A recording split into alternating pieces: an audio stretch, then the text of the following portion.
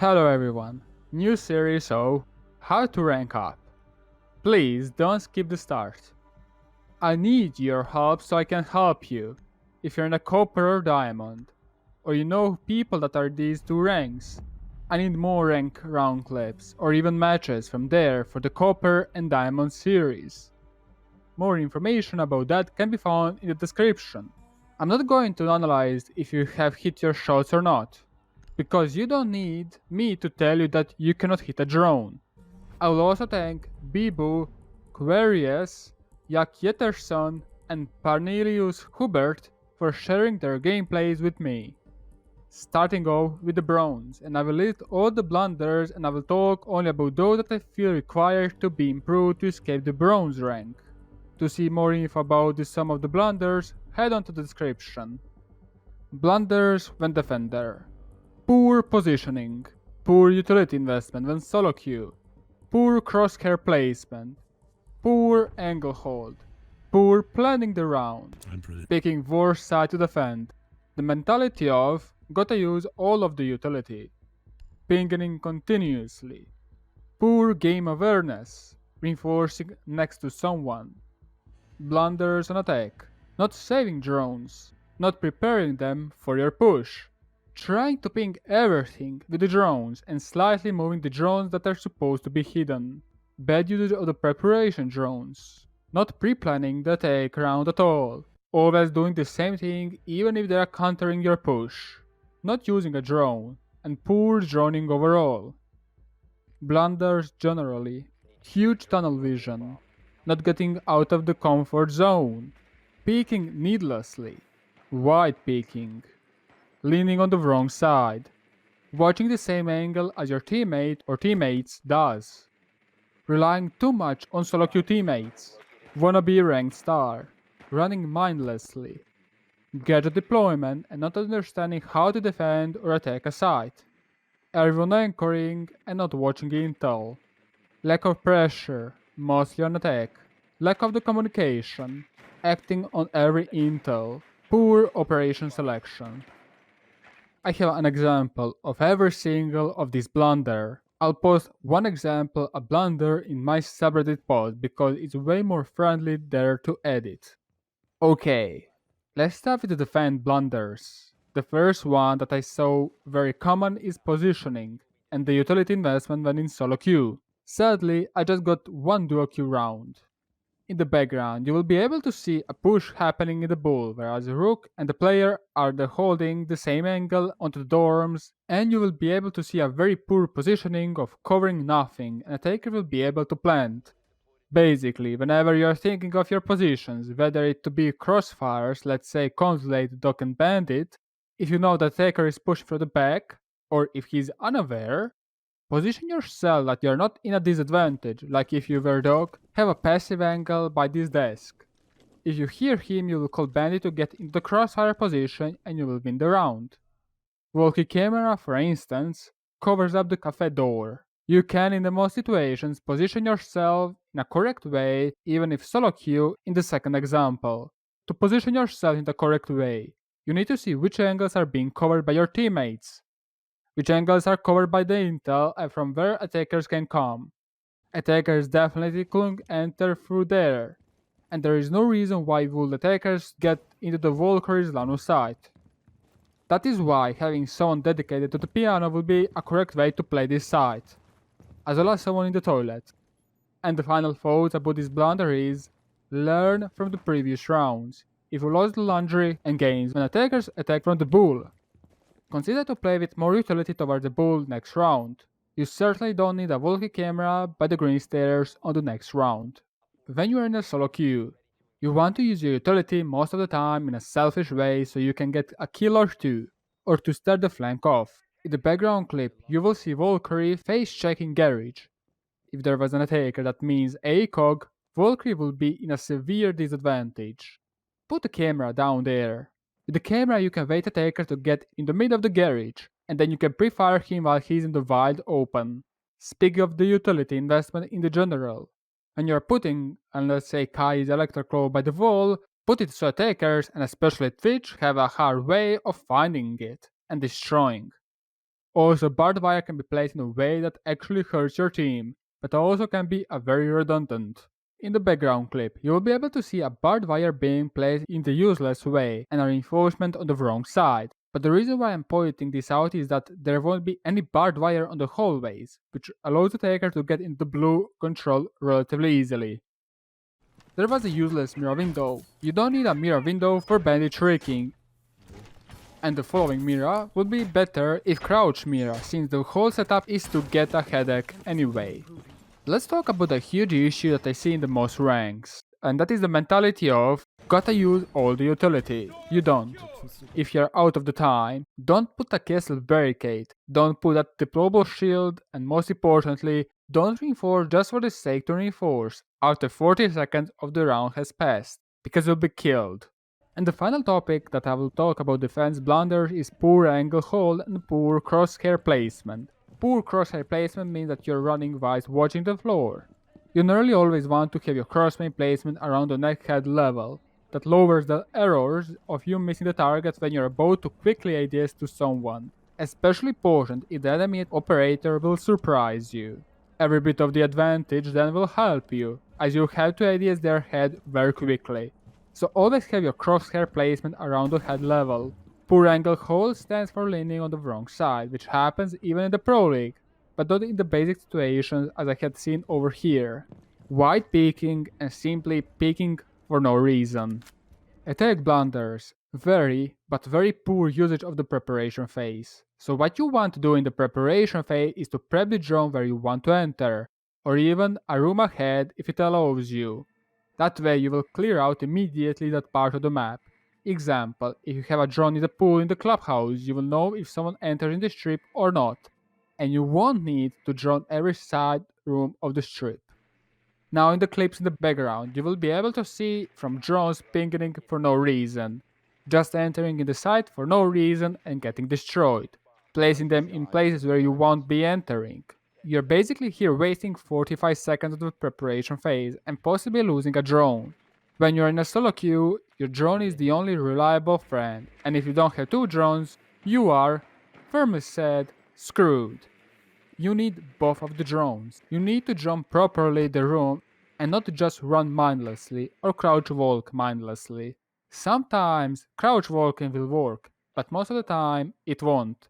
Learn how to play with the drones, and luckily I got a droning guide video. Speaking of that, you also need to use the drone, the other one that you have in the pocket. If you drone the room, you don't need to double guess if someone is inside. Also, in this hookah clip, open up the whole barricade. If you open one hole, defenders will aim at that hole. If you open the whole window, you can come from the bottom and top, and even from the side situationally. The final note that I have put in the attack was not even planning the round. You need to go out of your comfort zone. If you see a mirror window and a mute jammer facing bull from the games and you're solo queuing as Hibana, you really don't want to push that. Not only that you don't want to, you won't be able to. Change the path. Sure, you never attack from the other side, but maybe it's time to learn it. Change the way how you're playing depending on what defenders do. That is why attacking is harder. Attackers are forced to adapt to defenders at starters, and if attackers adapted, then defenders have to adapt. But if attackers didn't adapt, and if you want to put that mirror window facing you, and then defender don't need to adapt, and they will just crucify you. Another example would be this hookah example. If you have a teammate playing the hookah and you're smoke, play somewhere else. Play where usually smoke plays, which is behind the bar of the pool. Yes, you have brought the deployable shield on this place because you probably always play there, but there is no point of, and especially since you don't even have a solid cover from the reinforcements on the right side, holding the same angle with two people. There were many examples that I received. You are forcing your way of playing and you are dying because of that. You need to change your playstyle, else you will die. I really don't know if I have to repeat this again. You could see how less mistakes I have put on attack, and more on defense, because on attack, there wasn't really much to see aside from people hitting their head against the wall repeatedly, over and over again. The biggest issues were not understanding how drones are important and not pre-planning them, and these were two main mistakes. Once you understand these, you will very quickly get way better in the attack. I have a full playlist of map guides that covers how to attack as well as how to defend on basic setups. If you're still unsure to how to do something, ask them below. I'm not going to eat you. And the final blunders are overall blunders, and we have 16 of them. We have covered a few of them, but let's get going. The first topic I will talk is tunnel vision, and that's a huge issue in the all matches I have received so far. Whether it be you drone someone and want to kill him on the other side of the building with Shift W,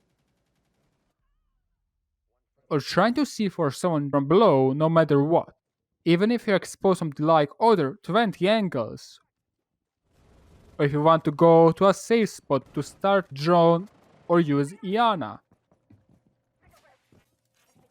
Running out of the spawn without checking the default spawn peaks, opening hatches on the kitchen, and so on, you're getting the point.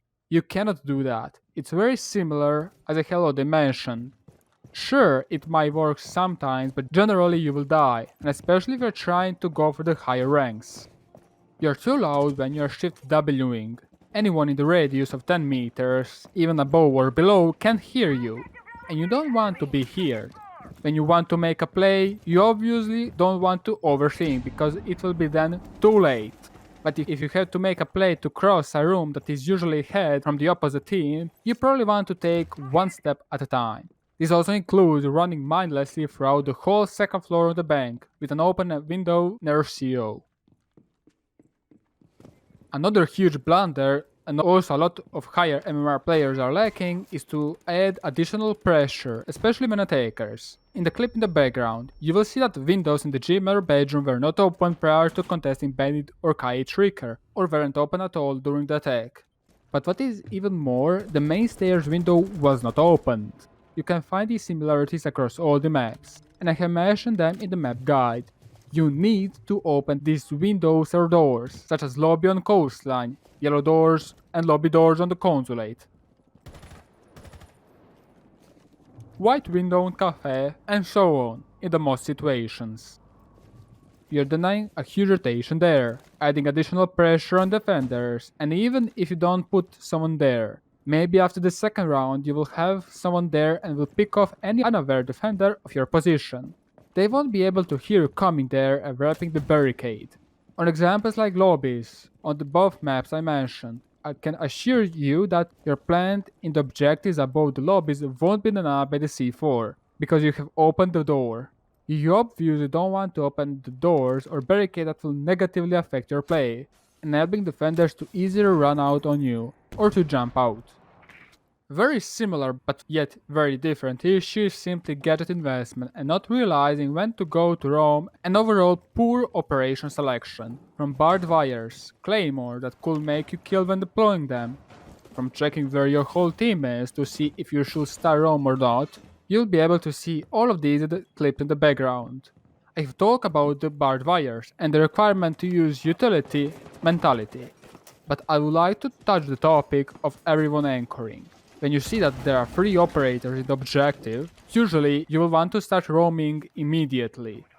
Drop the hatch, go to the first safe staircases, and play off the side. Bad gadget utility, such as barricades on the top of the Oregon staircase that was already shown without roaming presented, means attackers have full 3 seconds to push 2 or 3 rooms that you're holding, instead to push, well, the whole building. How to roam is described in the Ultimate Roaming Guide. When speaking about that, if you don't know how to play Monty or Castle or anyone else, don't play them. Not only that you are wasting one operator lineup, you will get killed or your team will lose because you're placing them on the wrong places, or playing them in the wrong situations.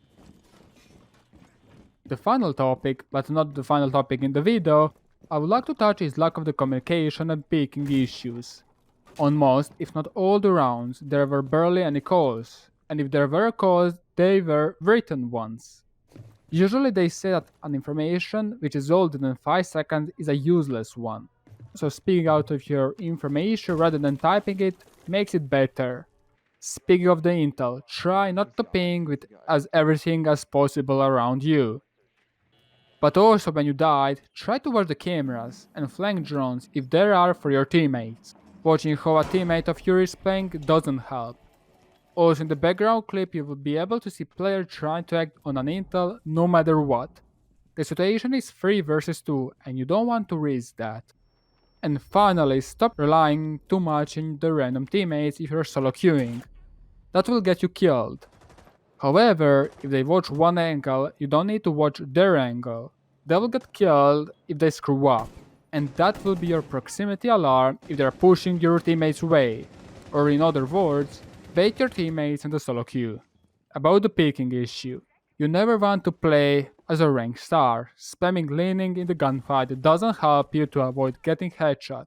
Because if you're an average gunfight and let's say 7 meters, your head will be changing position by just 2 to 3 pixels. However, during your lean spam, your crosshair placement will be changing a lot. The further the gunfight is, the more you will screw up your gunfight when lean spamming. To see what I actually mean, check when I lean on the left and right, when standing next to him. It is not that bad, right? Now I will go further back and again lean spam.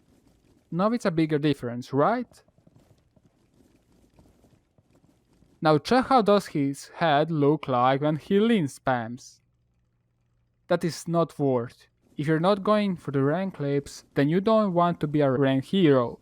Speak of that, learn how to correctly lean. I have covered that up in Ultimate Angles Guide, but as well as, usually you don't want to wide peek. Also in the clips in the background you will be able to see when it's simply not recommended to peek. When you're about to peek, you need to think of, are you in advantageous position in regard to the man count? If that is an affirmative answer, you should peek only if you're in a huge advantage over the opponent. Then you will have to see if you dying means losing loads of map control. This is especially important if you're a roamer. You dying sometimes means attackers getting the whole second floor and the first floor control. You need to know if you're holding an important position for your team, and if you do, you shouldn't be peeking or entering the gunfights even if you have a slight advantage. With that being said, I will note a few more mistakes, but generally speaking, there was just one griefer in all 25 or even more rounds that I have watched. One griefer in both of the teams, which means if you're stuck in the bronze, you shouldn't blame no one but yourself. I have listed 29 different errors that you probably can see them yourself in your ranked matches and fix them. You're not going to improve as a player when talking how your team was garbage. You will improve when you understand why did you make a mistake. You need to figure out why did you make a mistake. Realizing that you did a mistake is not enough. To finish off the video, I'll be talking about 3 more short things. And the first one will be, bronze people are doing too much risky plays. Eventually the risky plays will work out, but generally they won't. And when it works, you probably assume that the play is good, when in fact it was not. For instance, in this clip in the background, the player will make a melee hole inside of the VIP walls to pull and kill an attacker. Against any normal player, he will be instantly pre-fired. Because what do you do when you see a melee hole just being made? Or even 2? You shoot at it.